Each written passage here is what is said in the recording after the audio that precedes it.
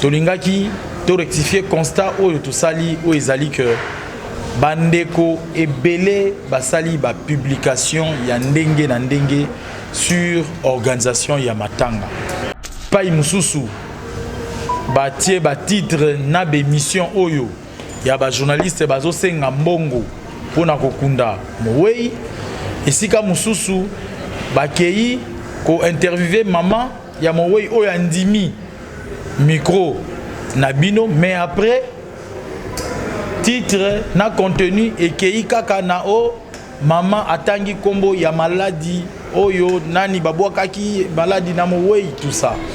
Bref, et c'est pas si batumingi pendati.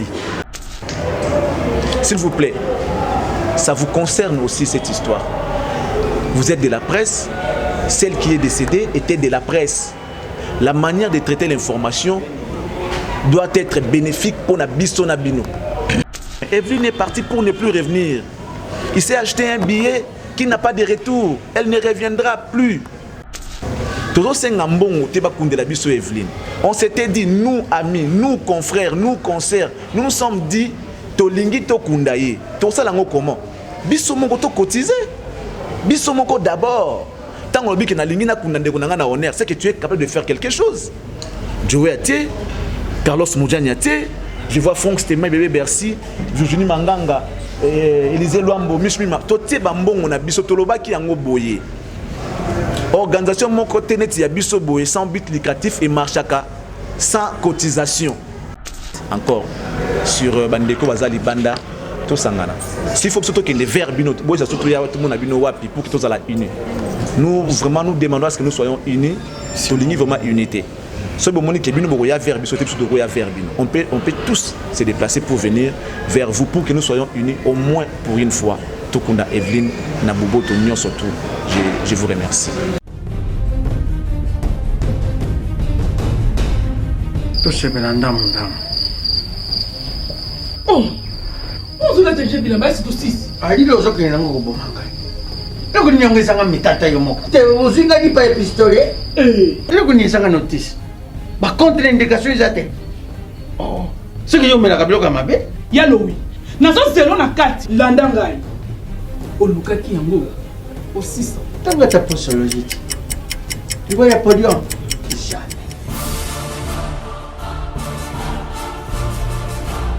Allez, ici? Non, non, pas quand on a attaqué na soko na kabilamba. Ya kanga makana. Ayo moko vraiment. Hein? Ah, solution de Jésus Amat. Solution yango. Maxi Bio Café, ndeni ni ressources. Maxi Bio Café, ezo sala makambo ebele na nzoto ya moto. Fungola nga mémoire. C'est notre traité faiblesse sexuelle, hémorroïde. OK. La soupe, solution la soir.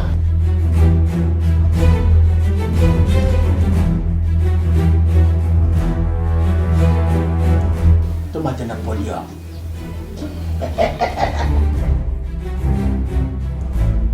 Au 600. Bongo kokate. Tono talo kutu.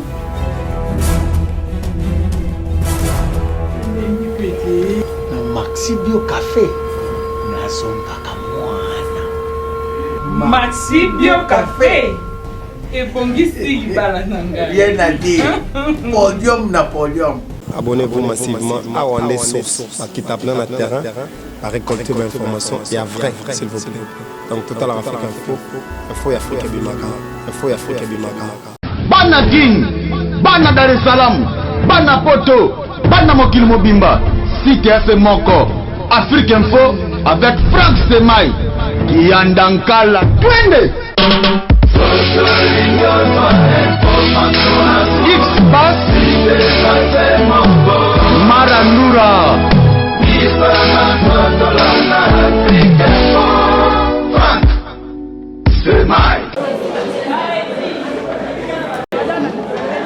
Nous n'avons pas la sonorisation, donc nous aurons besoin de la complicité des uns et des autres pour instaurer un calme afin que le message puisse être bien saisi de par chez vous. Nous allons faire un effort d'être bilingue. Nous utiliserons la langue française et le lingala notamment pour que la communication soit facile. D'entrée des jeux, je tenais au nom du comité d'organisation des obsèques de la regrettée Evelyne Camo Lopez dire énormément merci à vous tous qui avez répondu à cette invitation. Nous sommes nuls sans ignorer que c'est depuis le 13 février dernier que nous avons perdu une de nôtres qui était une chevalière de la plume, journaliste de renom, qui présentait une grande émission de chronique musicale à la chaîne de télévision CBS. Et pour cela, il y a eu un comité d'organisation où nous avons eu à appeler les amis de la corporation à nous rejoindre. Question de bien faire les choses. Alors depuis mon Koloana, et ça dit que la réunion s'est multipliée, moi et Belé. La réunion s'est multipliée et Tindibiso, Tobanda, qu'on soit initiative propre en tant que Biso Moko Corporation. Tolobaki Yambala Oyo, Tokotika génération Moussousouté. Et à vous le déçu na organisation ya matanga ya ndeko na biso yango wana génération na ye ba oyo bazalaki na ye ba oyo bazalaki présent na appel ya liboso bazwaki les devants et il y a eu un comité oyo ezalaki mis en place et ce comité est chapeauté par un coordonnateur qui n'est autre que monsieur Charlie Prince à ma gauche, journaliste, chroniqueur de musique, lui aussi. Un constat a été fait. Constat wana yangone mutezali socle, raison même. Il y a point de presse oyo tozo organisé lelo. To bengango point de presse et ngolo bake tozala na échange de questions et réponses T. Mais par contre, ezali mise au point pour que to revenir à la raison, tout ça la makambu na limemia, mais tout ça la pe makambu na bosotote poète biso ba journaliste ba pandisango o tozali tolobi bien en général ndé toloba na communiquer na biso ngoloba na journaliste il y a internet to bengi médias en ligne na journaliste papier na journaliste il y a télévision to benga analogique biso nyo surtout to bengami ba pandi sango to meka kozonga un peu na nzela pour que to continuer ko sala makambo bien ti mukolo oyo to kobimisa nzoto ya mowe na boye to zongisa maloba et pas il y a coordonnateur pour ameka kokota un peu na mozindo to lingaki to rectifier constat oyo to sali o ezali que bandeko ebele basali ba publication ya ndenge na ndenge sur organisation ya matanga bipai mususu batie ba titre na be mission oyo ya ba journaliste bazo senga mbongo pona kokunda mowei esika mususu bakei ko interviewer maman ya mowei oyo andimi micro na bino mais après titre na contenu et kei kaka na o maman atangi kombo ya maladie oyo nani babwakaki maladie na mowei tout ça bref et c'est pel si batu mingi pendati et bimisi biso lokola bato baza organiser te bato bazo lela bato yo bazo luka ba profiter na matanga pona kozwa moi mpata de tolingaki to rectifier un peu tir pour mettre un peu cause à la tenue au clair. Il y a que quand il s'agit de la communication, pour avoir l'information vraie sur l'organisation de ces obsèques, qu'est-ce qu'il faut faire exactement à partir d'aujourd'hui. Voilà pourquoi je remets la parole, je donne plutôt la parole au coordonnateur Charlie Prince. Mais awa bomoni nde to telemi liboso boye ngolo bateke bakonzi teza bakonzi te ezaka ka échantillon ya batu oyo basangana ki première fois batu oyo bakaboli moi ba misala ba tâche ya oya qui ne place tel oya qui ne place tel nde bomoni moi échantillon oyo mais na sima na biso bandeko baza ebele ba msupe bavandi mupandi ba msupe bavandi na sima kuna elingi koloba te ke ba oyo nde ba leader non na mutu na biso wana ezalité cordon Charlie Prince. Merci beaucoup Joey. Chers amis de la presse, bonjour. Vous savez tous la cause qui nous réunit, comme l'a dit tout à l'heure mon ami Joey Bangato à son intro. Nous sommes tous réunis parce que nous voulons rendre les hommages mérités, dignes de notre ami qui était avant tout ami, après consoeur, comme vient de le dire mon ami Joey, je vais encore revenir sur ça. Le premier point que nous allons aborder ici, c'est par rapport à ce qui a été retenu pour la première réunion concernant la date. Effectivement, on a contacté d'autres partenaires en leur disant que le corps de notre sœur regrettée Evelyne Camo Lopez allait sortir ce jeudi. Donc, on va commencer pour dire qu'il y a eu modification ou encore changement de date.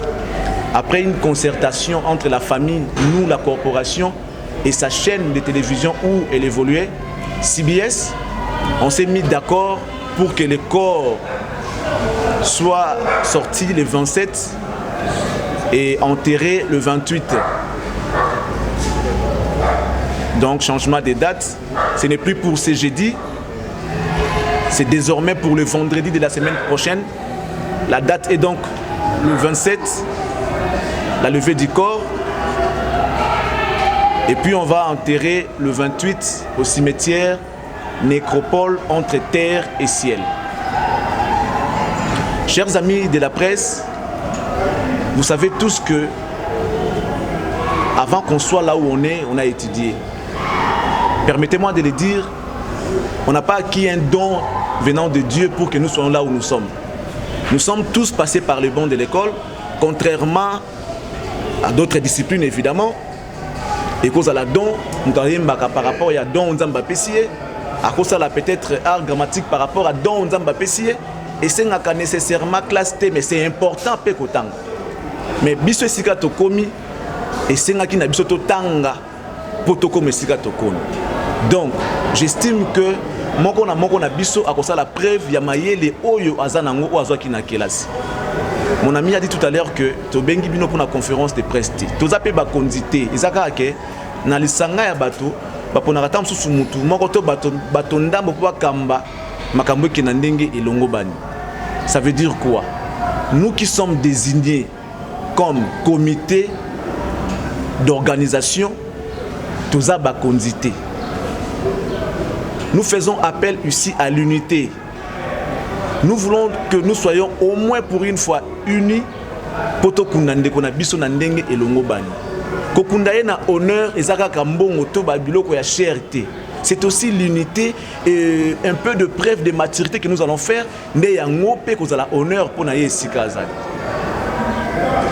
C'est vrai, c'est bien bon d'avoir beaucoup de groupes ou encore groupe tel pour aller la Camo Evelyne Lopez, ils ont m'embêté. Mais tout ça là on a désordre, tout ça là on a limemia, pena moi ndambu ya discipline. Seul comité oyo écoute na famille na yé, ils a biso baye toza liboso o toza na bino a parce que biso tout toza na kati organisation. Nos amis de YouTube est la presse mosusu te. YouTube est la presse, la presse nyonso.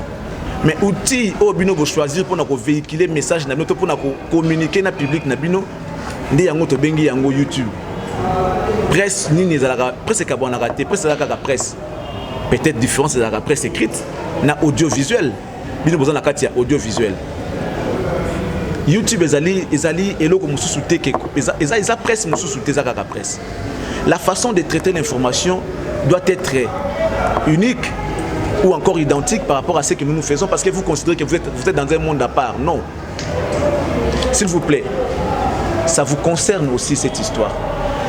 Vous êtes de la presse, celle qui est décédée était de la presse. La manière de traiter l'information doit être bénéfique pour la biso na bino. Ça veut dire, bah, titre ya malamu, moi traitement information ya malamu, pour que tant que tu as non, baza bata mayele, bah les effectivement de kuna bango na mayele. Je vais revenir sur un point qui est très important pour dire que la famille qui nous a fait confiance pour les lande kuna surtout kundaye na ndenge to lingela qui n'est pas incapable. La famille d'Evelyne Camon Lopez n'est pas incapable pour enterrer celle qui était avant tout leur enfant, avant qu'elle ne soit journaliste. Sa chaîne de télévision n'est pas incapable, là où elle évoluait, n'est pas incapable pour enterrer son personnel. Mais ça incapable était. Bisonnet au Sengaki, parce que s'il ne s'agissait que de l'essentiel, sa famille peut le faire, sa famille biologique d'abord pourrait le faire. Ensuite, sa famille professionnelle qui est CBS pouvait aussi le faire. Tout le bas qui boye. Tout le qui est au-delà de l'estimation de par rapport à l'autre groupe de pour Nambalasuka. Parce qu'il y a si accueilli. Pour elle, c'est fini, la vie s'arrête là, c'est fini, c'est fini, c'est fini.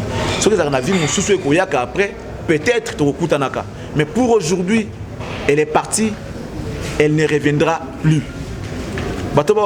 Voyage, un exemple typique, je vois mon amie Patricia Moutonkole qui est là, ça fait plus de 10 ans que mon anaté.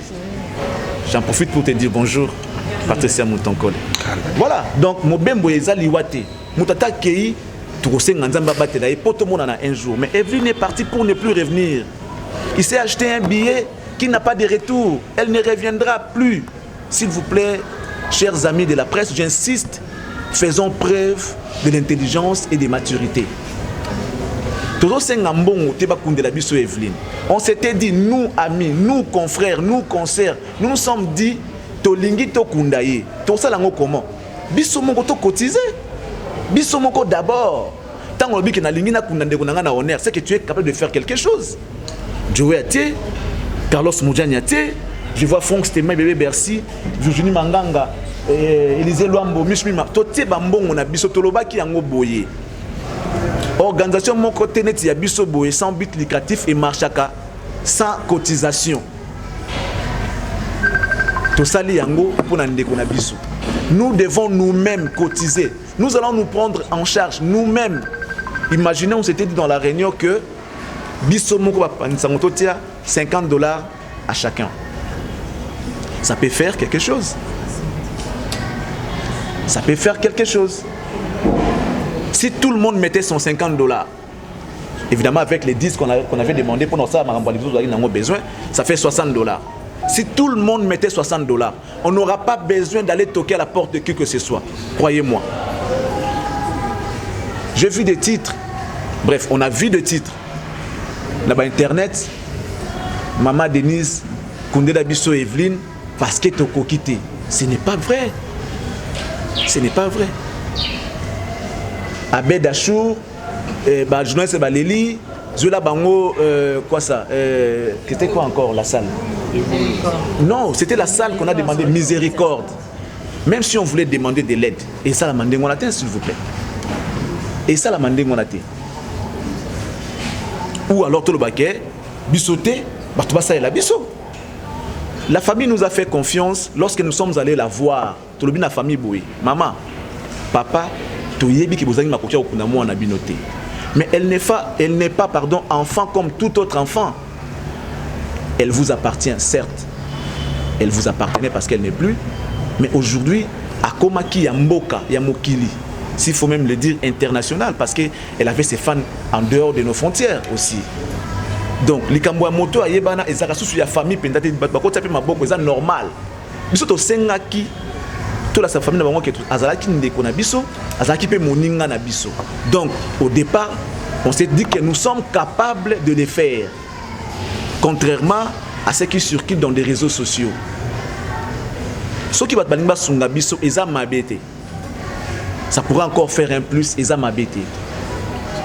Mais tout ce qui est na ndengo na te lokola bato bazanga mael était sorry pour les termes.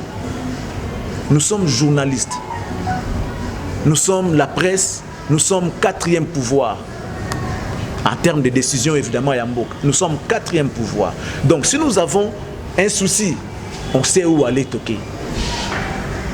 On sait où aller toquer. C'était ça le deuxième point. Essayez un peu d'arranger la façon de traiter l'information et vos titres. Tout le monde peut amener son apport. Peut-être moi, image, ça peut faire affaire. On est d'accord. Mais bah, titre, n'a pas beaucoup de ça. Titre et puis c'est dit bon, c'est bon, hein, j'ai compris. Or que il y a contenu, mettez des titres propres. Ceux qui cherchent à la macabauta, il n'y a pas de problème. Mettez des titres propres. Et il y a eu même des gens qui ont allé filmer, selon ce qu'on a appris hier, les installations hygiéniques. Il y a Evelyne. Pour en faire quoi? Pour en faire quoi, chers amis? Pour en faire quoi? Tolingite après Matanga et comme Makambo et comme Anande tout le monde a bandé comme sous parce que ça va nous servir d'exemple. Et comme Ateke, Ezala Kiboye, Azala Kiboye, Asala Kiboye, c'est aussi ça va aussi de votre image parce qu'elle était avant tout journaliste comme vous. Si vous ruinez son image, mais n'est-ce pas qu'ils appellent l'image de nous les autres qui n'agobeba? Vous avez intérêt de protéger l'image de celle qui est partie. On a tous intérêt de donner une bonne image d'elle aujourd'hui parce qu'elle n'est plus.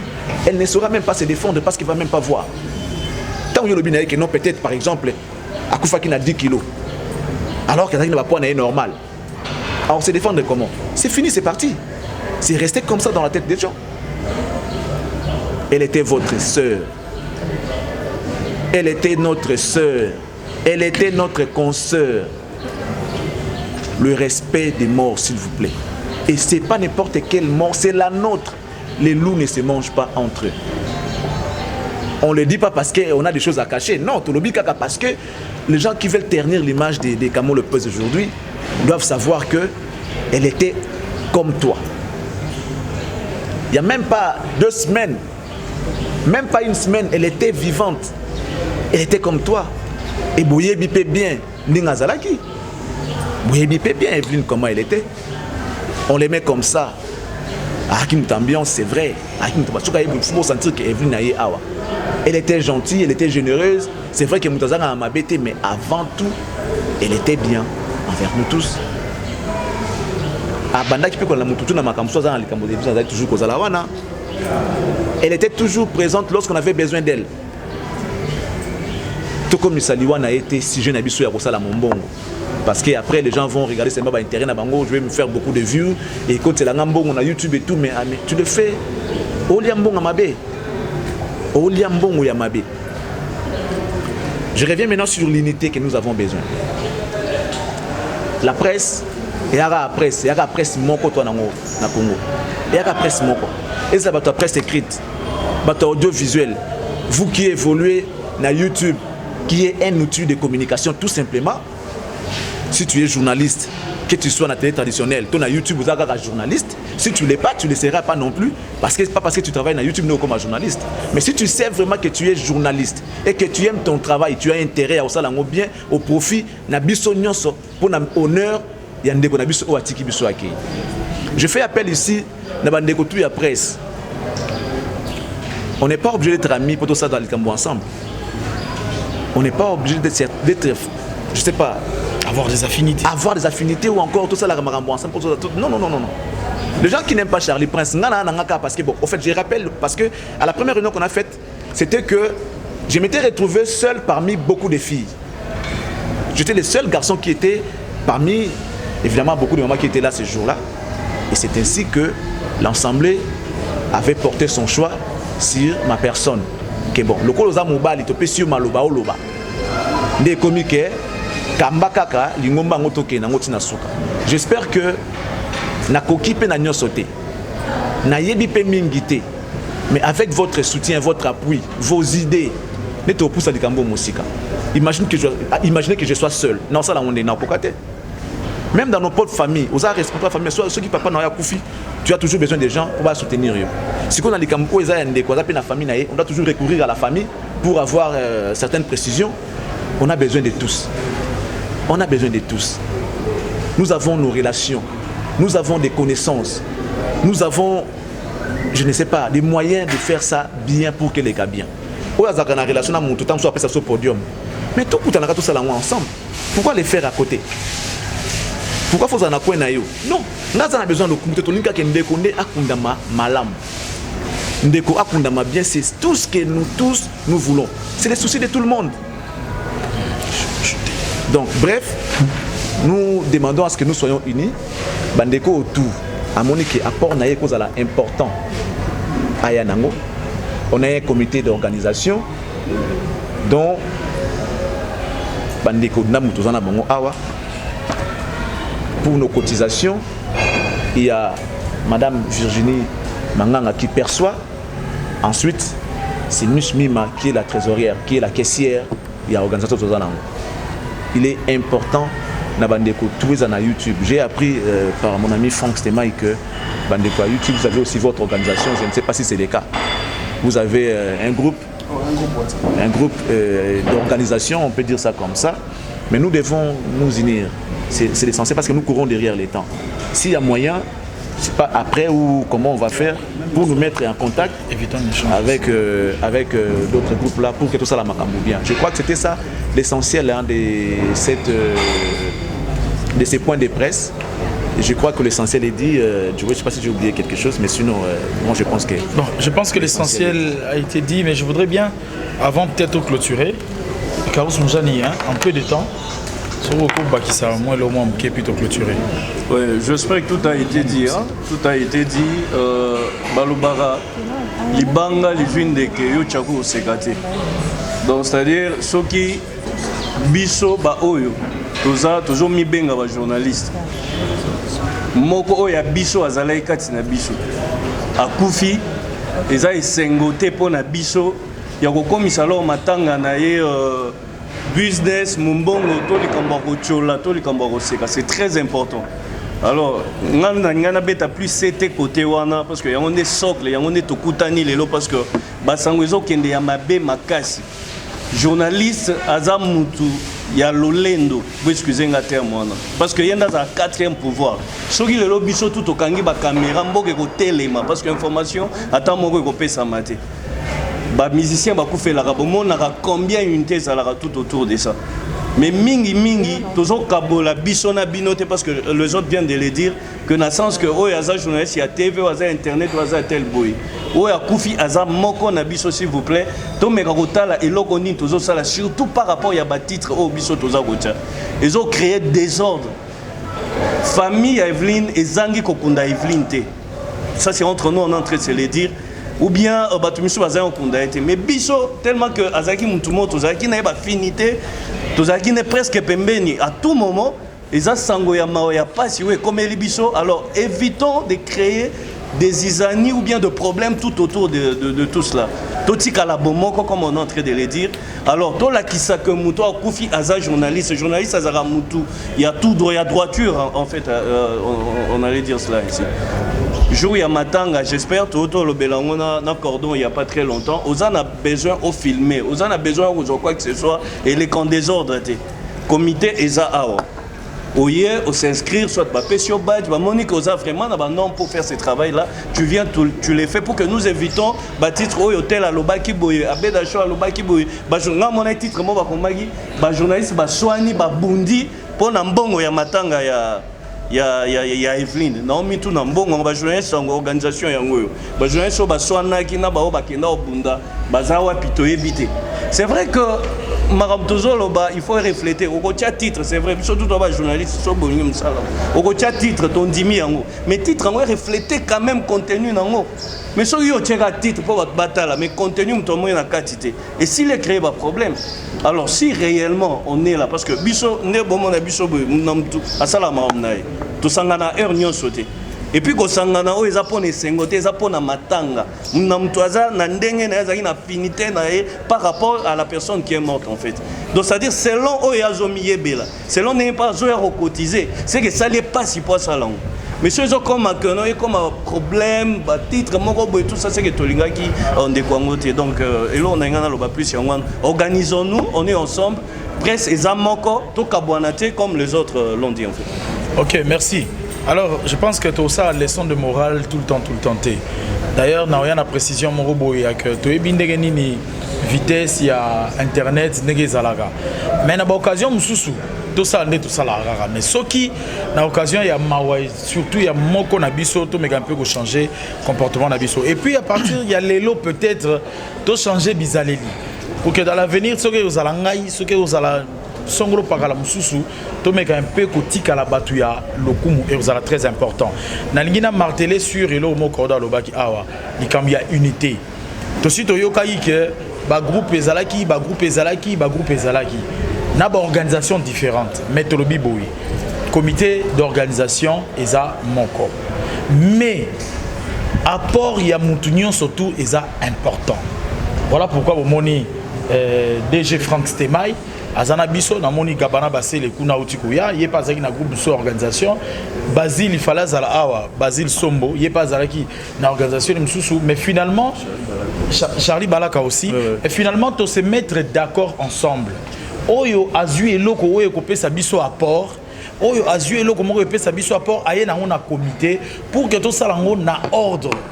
Touti koyoka Basile biso bralima alobi podium instrument on a déjà na ba calcul na biso to longo liango pour groupe wana et c'est biso yango. Excusez Pamela, il y aura pas échange hein. Excusez, il y aura pas échange après les caméras peut-être après le point de presse on peut échanger avec d'autres caméras. Donc c'est un peu ça. Torozana pour ça il y a service à protocole. Token Koluka ba service à marketing ou bien ba agence moi peut fournir biso service à protocole. Il y a beaucoup de jolies dames ici, toutes les femmes de la presse que nous sommes, pour s'organiser ce que ça na moi tenu mogo européen ça identification il y a que muto azam ta protocole ou seulement badge. Voilà, topé si ba badge to sali yango biso moko. Donc tous c'est là vraiment que après liwa oyo babete la biso nyon surtout tous allez à babete la biso maboko. Babete la Charlie Prince T, babete la Joete, babete la Somro Pakalate, mais babete la bisogno surtout presse, na en ligne, na traditionnel, YouTube, presse écrite, bisogno surtout, babete la biso maboko. Na ba o baboyaki peut-être koya ko sangana, ba comprendre quand même que to se ressaisissa qui, to comment il a niveau moko bisogno surtout et to sali makam malam. Ce qui modification ya programme ezali dans les heures qui suivent. Chargé à communication, il y a comité à rentrer en contact pour utiliser les réseaux sociaux de Salaki pour que Topé Sabino en haut. Pour le moment, date est allée le 28, sorti accord, le 27 plutôt, le 28 enterrement, salle Nanou et Banité. Donc il y a un tout la pour toper sa précision, mais ça va suivre vraiment dans les heures très brèves. Mais sinon, information mususu en rapport avec Matanga et ou Tanasongolo Pakalate pebo publier mbangouté. À défaut, vous vérifier information, Bokoti en contact Nabiso. Je pense qu'il ne reste plus qu'à vous remercier. S'il vous plaît, j'allais ajouter quelque chose. Moi, je souhaiterais même que Bandego Nabiso, surtout il y a YouTube. Moi, je vous remercie déjà. Hein, vous faites un travail titan pour ces obsèques. C'est vrai qu'il y a un peu de dérapage, mais on ne vous en veut pas. Seulement, Tozongaka a raison. Mais le mieux à faire, ça veut dire, veuillez communiquer de la manière suivante. Les gens qui nous suivent à l'étranger, c'est là qui ont connu Evelyne Camo Lopez, qui veulent assister ou encore participer à l'organisation par votre canal, ils doivent aussi contacter ces comités. En dehors de ces comités, on ne dit pas qu'il y a non. En dehors de ces comités, Oyoye Bani assure aux autres traités la famille professionnelle, la famille idéologique, et ça comité autosanango. Les numéros qui circulent, les numéros à Madame Virginie Manganga, en défaut les numéros à Madame Mich Mima. Alors, les gens là qui voudront contacter pour Marambo Evelyne, numéro, je ne sais pas si c'est important de communiquer les numéros également. On a dit qu'il n'y aura pas échange. Donc nous tenons sincèrement à vous remercier d'être venus.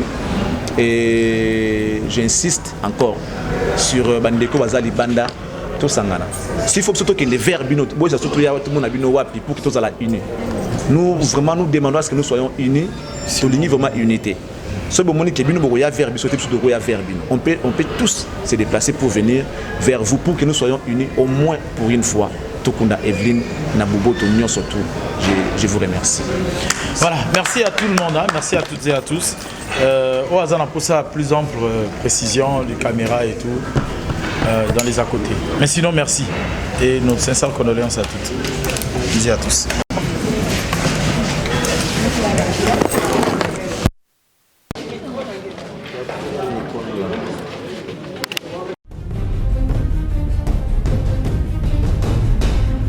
tosepela ndamu Oh, ozula teje bilamba c'est aussi. alili ozokende nango koboma ngai ekoninyongesanga mitata yo moko te ozwingaki pa epistolie elekoniesanga notice bacontre indication eza te soki yomelaka biloko ya mabe yalowi nazozelo na kati landa ngai olukaki yango osisa ntango ata posologie te libo ya podium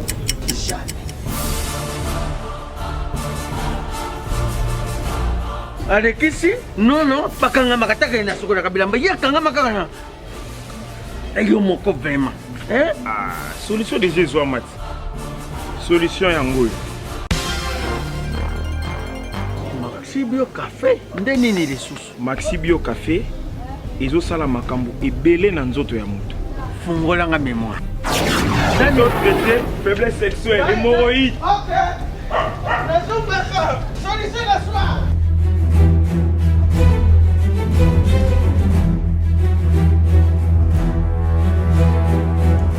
tomate Napoléon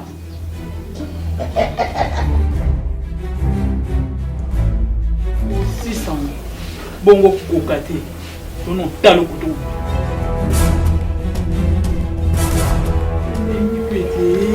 Maxi Bio Café nazombaka mwana Maxi Bio Café ebongisi libala na ngai bien à dire podium Napoléon. Abonnez-vous massivement à Wandé Source, qui tape dans le terrain, à récolter vos informations. Il y a vrai, s'il vous plaît. Donc, Total Afrique Info, Info Afrique Bimaka, Info Afrique Bimaka. Bana King, Bana Dar es Salaam, Bana Poto, Bana Mokil Mobimba, CTF Moko, Afrique Info avec Franck Semaï, Yandankala, Twende.